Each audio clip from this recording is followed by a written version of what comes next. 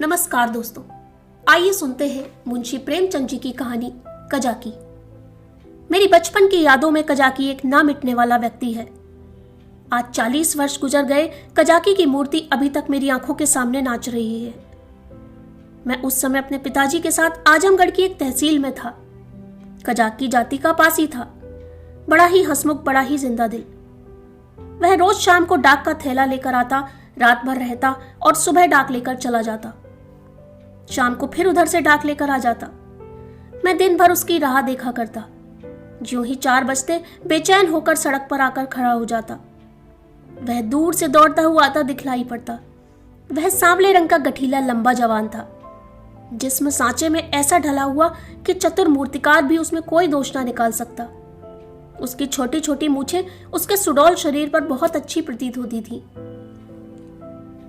मुझे देखकर वह और तेज दौड़ने लगता।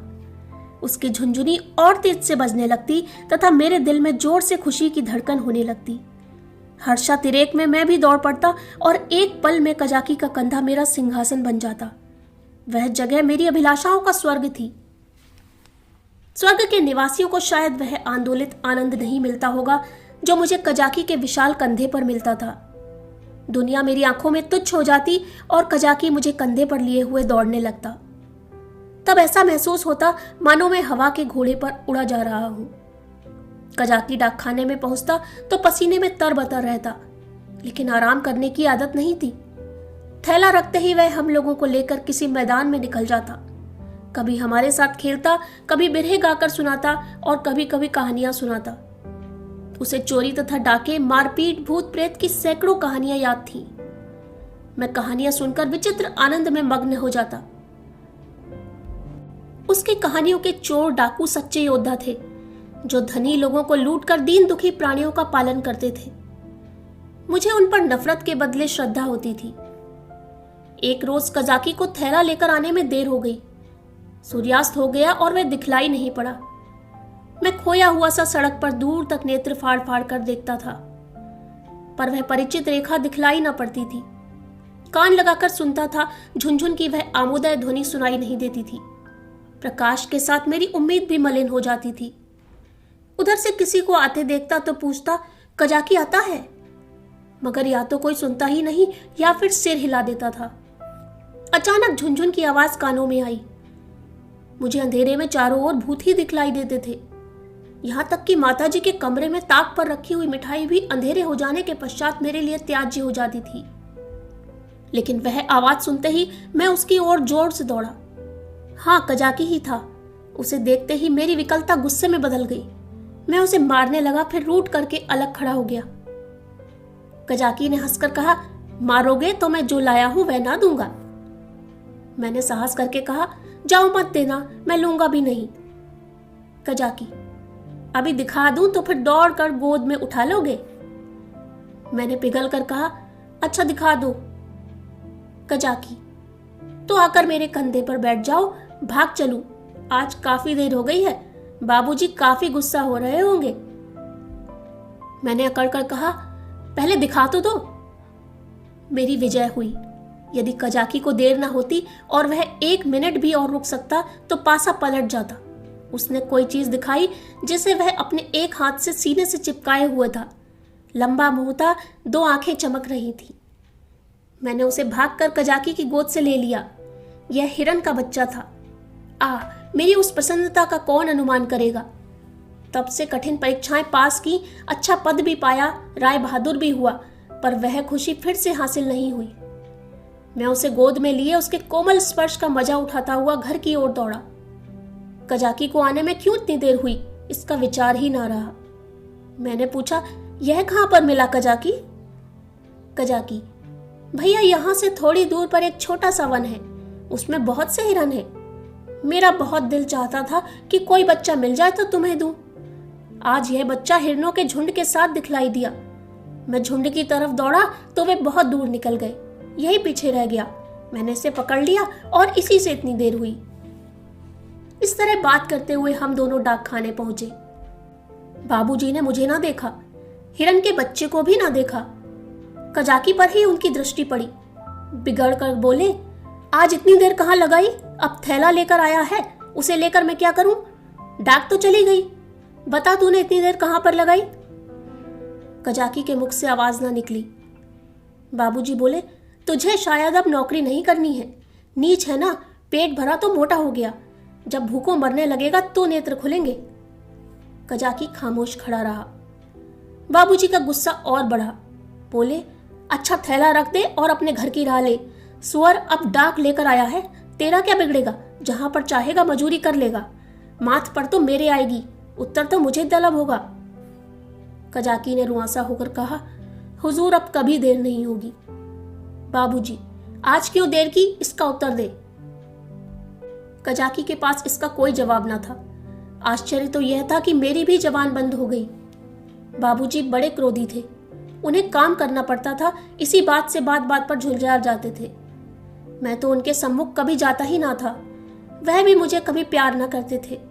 घर में सिर्फ 2 बार घंटे भर के लिए भोजन करने आते थे। शेष सारे दिन दफ्तर में लिखा करते थे। उन्होंने बार बार एक सहकारी के लिए अफसरों से प्रार्थना की थी, पर इसका कोई असर ना हुआ था। यहां तक कि छुट्टी के दिन भी बाबूजी दफ्तर में ही रहते थे। सिर्फ माताजी उनका गुस्सा शांत करना जानती थी, पर वह दफ्तर में कैसे आती? बेचारा कजाकी उसी समय देखते देखते निकाल दिया गया। उसका बल्लम, चपरास और साफा छीन लिया गया और उसे डाकखाने से निकल जाने का नादिरी आदेश सुना दिया। उस वक्त मेरा दिल चाहता था कि मेरे पास सोने की लंका होती तो कजाकी को दे देता और बाबूजी को दिखा देता कि तुम्हारे निकाले देने से कजाकी का बाल भी बांका नहीं हुआ। किसी योद्धा को अपनी तलवार पर जितना गर्व होता है, उतना ही गर्व कजाकी को अपनी चपरासी पर था। जब वह चपरासी खोलने लगा तो उसके हाथ कांप रहे थे और नेत्रों से आंसू बह रहे थे। और इस सारे उपद्रव की जड़ वह कोमल चीज थी जो मेरी गोद में मुंह छिपाए ऐसे चैन से बैठी हुई थी मानो माता की गोद में हो। जब कजाकी चला गया तो मैं आहिस्ता आहिस्ता उसके पीछे चला। मेरे घर के दरवाजे पर आकर कजाकी ने कहा, भैया आप घर जाओ, सांझ हो गई। मैं खामोश खड़ा अपने आंसुओं के वेग को सारी ताकत से डुबा रहा था। कजाकी फिर बोला, भैया मैं कहीं बाहर थोड़े ही चला जाऊंगा, फिर आऊंगा तथा तुम्हें कंधे पर बैठाकर कुदाऊंगा। बाबूजी ने नौकरी ले ली तो क्या, इतना भी ना करने देंगे? तुमको छोड़कर मैं कहीं नहीं जाऊंगा भैया।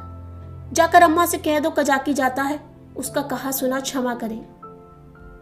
मैं दौड़ा हुआ घर गया, किंतु अम्मा जी से कुछ कहने के बदले बिलक बिलक कर रोने लगा। अम्मा जी रसोई से बाहर निकलकर पूछने लगी, क्या हुआ बेटा, किसने मारा? बाबूजी ने कुछ कहा। अच्छा रह तो जाओ, आज घर आते हैं पूछती हूँ। जब देखो मेरे लड़के को मारा करते हैं। खामोश रहो बेटा, अब तुम उनके पास कभी ना जाना। मैंने बड़ी कठिनाई से आवाज संभाल कर कहा, कजाकी। अम्मा ने समझा कजाकी ने मारा है। कहने लगी, अच्छा आने दे कजाकी को, देखो खड़े खड़े निकलवा देती हूँ। हरकारा होकर मेरे राजा पुत्र को मारे। आज ही तो साफा बल्लम सब छिनवाए लेती हूँ। वाह। मैंने शीघ्रता से कहा, नहीं कजाकी ने नहीं मारा, बाबूजी ने उसे निकाल दिया है। उसका साफा बल्लम छीन लिया, चपरासी भी ले ली। अम्मा, यह तुम्हारे बाबूजी ने बहुत बुरा किया। वह बेचारा अपने कार्य में इतना सतर्क रहता है, फिर उसे क्यों निकाला? मैंने बताया, आज उसे देर हो गई थी। इतना कहकर हिरन के बच्चे को गोद से उतार दिया। घर में उसके भाग जाने का डर न था। अब तक अम्मा जी की निगाह उस पर नहीं पड़ी थी। उसे फुदकते देखकर वह अचानक चौंक पड़ी और लपक कर मेरा हाथ पकड़ लिया कि कहीं यह भयानक जीव मुझे काट न खाए। मैं कहां तो फुट फूट कर रो रहा था और कहां अम्मा की घबराहट देखकर खिलखिलाकर हंसने लगा। अम्मा, अरे ये तो हिरन का बच्चा है, कहां से मिला? मैंने हिरन के बच्चे का इतिहास और उसका भीषण अंजाम आदि से अंत तक कह सुनाया। अम्मा, यह इतना तेज भागता था कि कोई अन्य होता तो पकड़ ही ना सकता था। सन सन हवा की तरह उड़ता चला जाता था। कजाकी 5-6 घंटे तक इसके पीछे दौड़ता रहा, तब कहीं जाकर बच्चा मिला।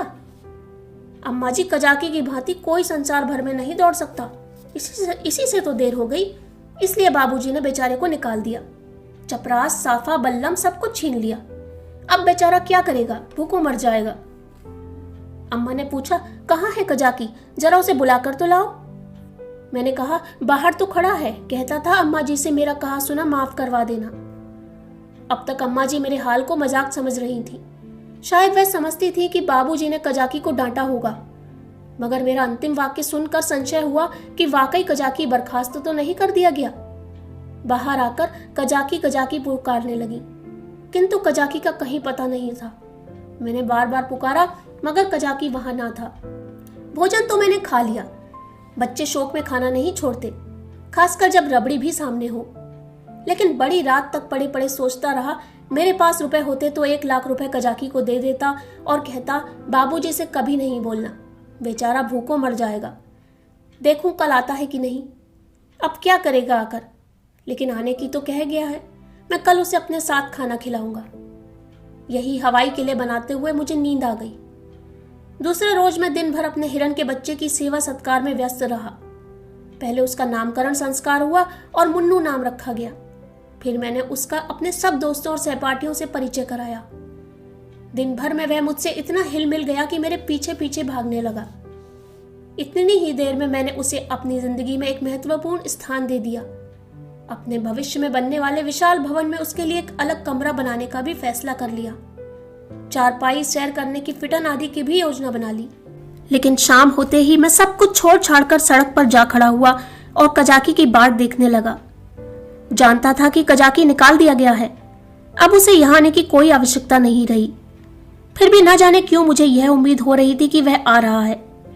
अचानक मुझे ख्याल आया कि कजाकी भूखों मर रहा होगा। मैं फौरन घर आया। अम्मा दिया बत्ती कर रही थी। मैंने चुपके से एक टोकरी में आटा निकाला।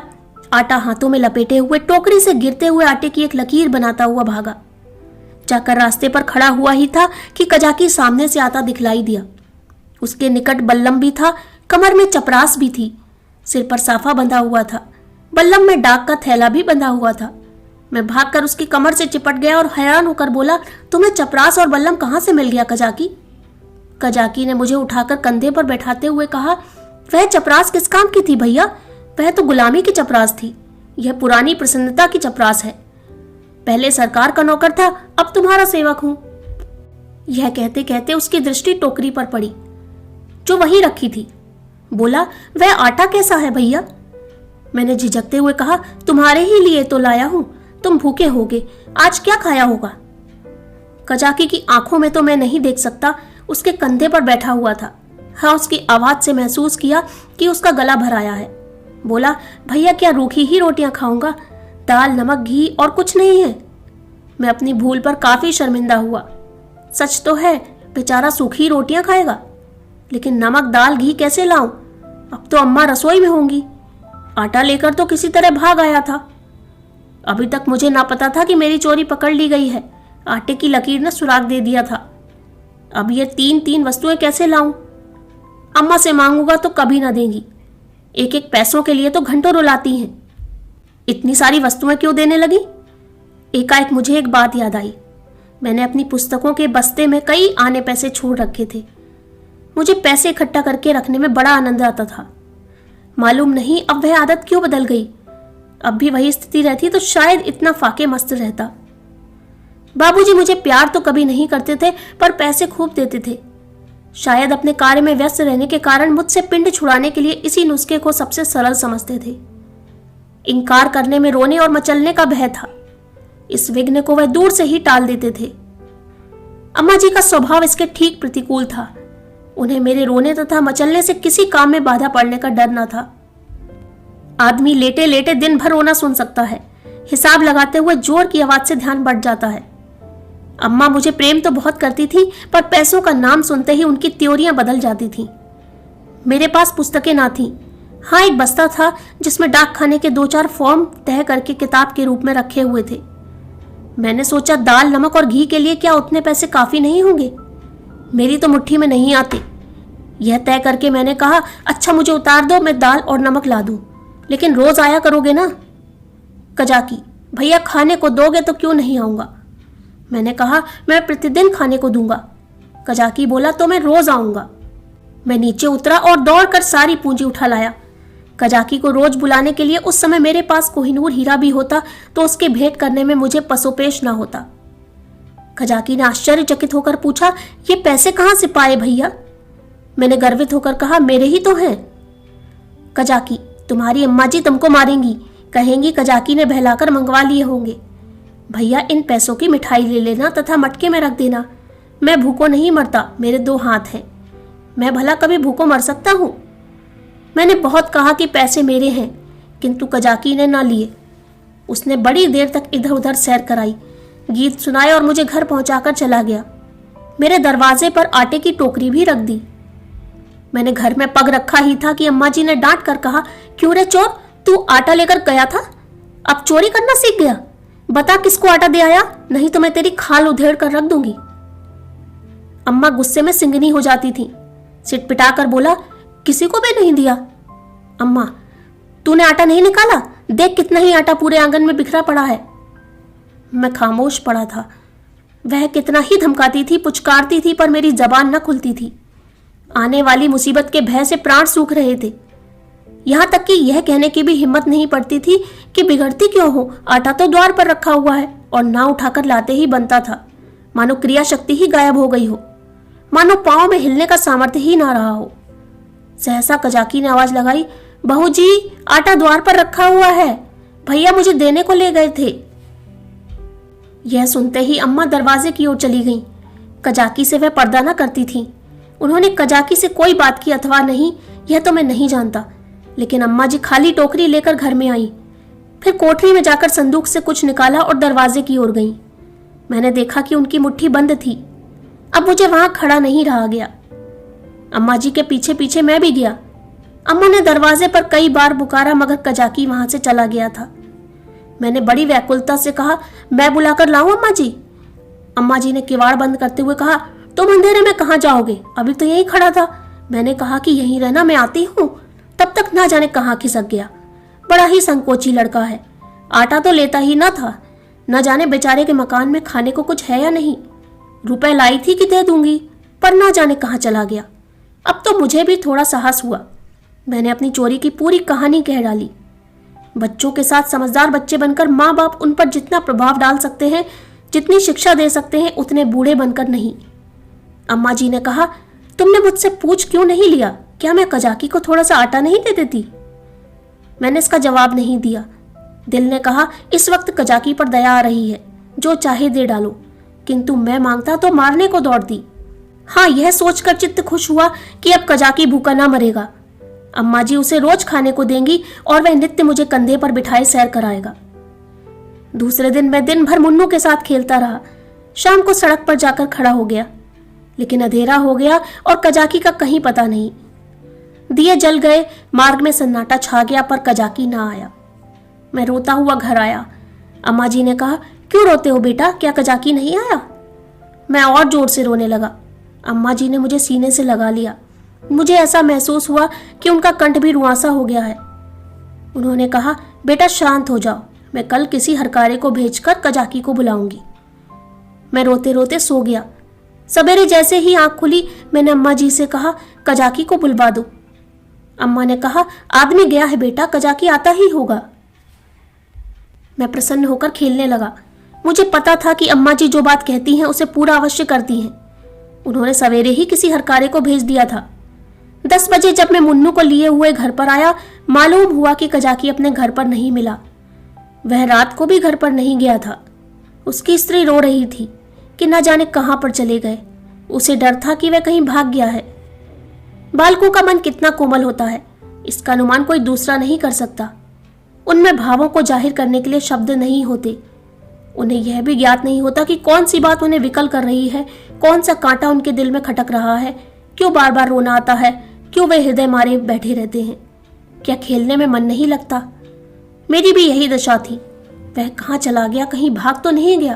तीसरे पहर को मैं खोया हुआ सा सड़क पार कर रहा था। अचानक मैंने कजाकी को एक गली में देखा। हाँ, कजाकी ही था। मैं उसकी तरफ चिल्लाता हुआ दौड़ा, पर गली में उसका पता नहीं था। न जाने किधर गायब हो गया। मैंने गली के इस सिरे से उस सिरे तक देखा, लेकिन कहीं कजाकी की गंध तक ना मिली। घर जाकर मैंने अम्मा जी से यह बात कही। मुझे ऐसा प्रतीत हुआ कि यह बात सुनकर बहुत फिक्रमंद हो गई थी। इसके बाद 2-3 दिन तक कजाकी दिखाई न दिया। मैं भी अब उसे कुछ कुछ भूलने लगा। बच्चे पहले जितना प्रेम करते हैं, बाद में उतने ही निष्ठुर भी हो जाते हैं।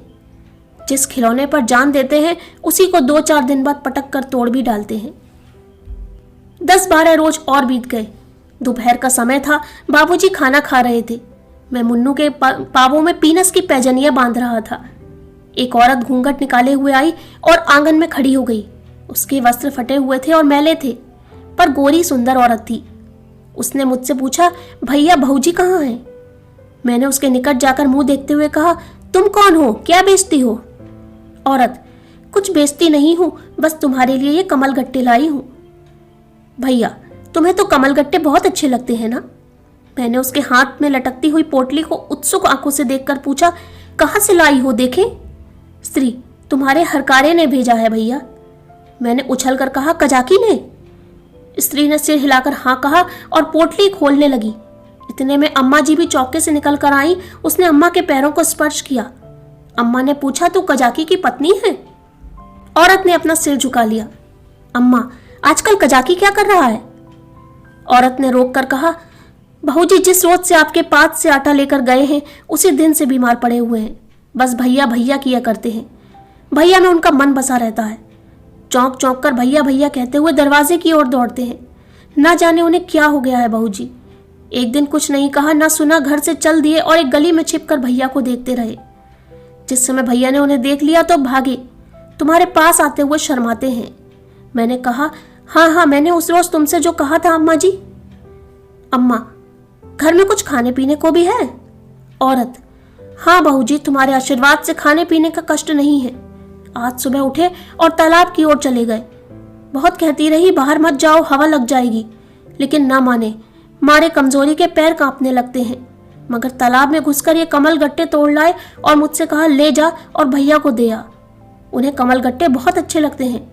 कुछल छेम पूछती आना। मैंने पोटली से कमल गट्टे निकाल लिए थे तथा मजे से चख रहा था। अम्मा ने बहुत आंखें दिखाई, किंतु यहाँ इतना सब्र कहाँ। अम्मा ने कहा, कह देना सब कुछल छेम है। मैंने कहा, यह भी कह देना कि भैया ने बुलाया है। नहीं जाओगे तो फिर तुमसे कभी ना बोलेंगे। हाँ। बाबूजी खाना खाकर निकल आए थे।